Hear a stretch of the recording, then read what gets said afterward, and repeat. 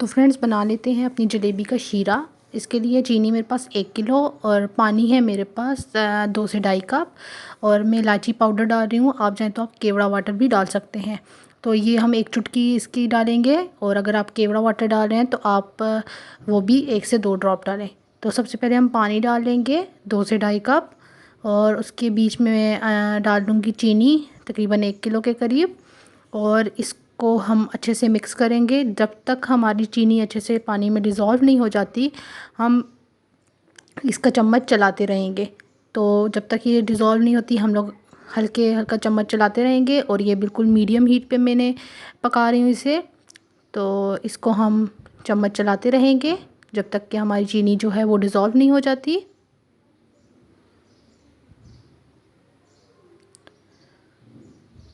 चम्मच चलाते रहें। अगर चीनी जल गई तो हमारा शीरा जो है उसमें से जायका आ जाएगा, जलने का जायका आ जाएगा। इसलिए आप चम्मच चलाते रहें जब तक कि आपकी चीनी डिज़ोल्व नहीं हो जाती।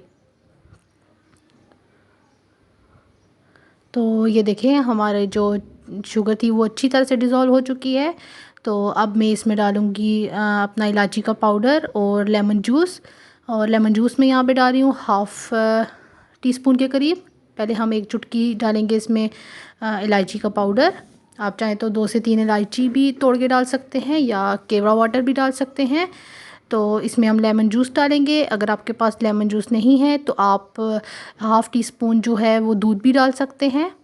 इससे जो हमारे शीरे के ऊपर जो मैल जिसे बोलते हैं वो आएगी, तो हम उसको उतार देंगे।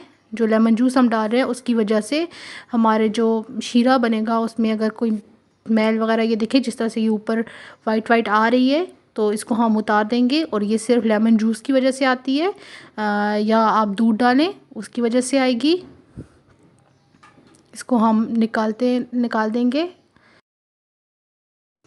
इसका चम्मच चलाते रहेंगे, और जब तक ये गाढ़ा नहीं होता इसको पका लेंगे। इसकी एक तार बनेगी तो हम अपना चूल्हा जो है वो बंद कर देंगे।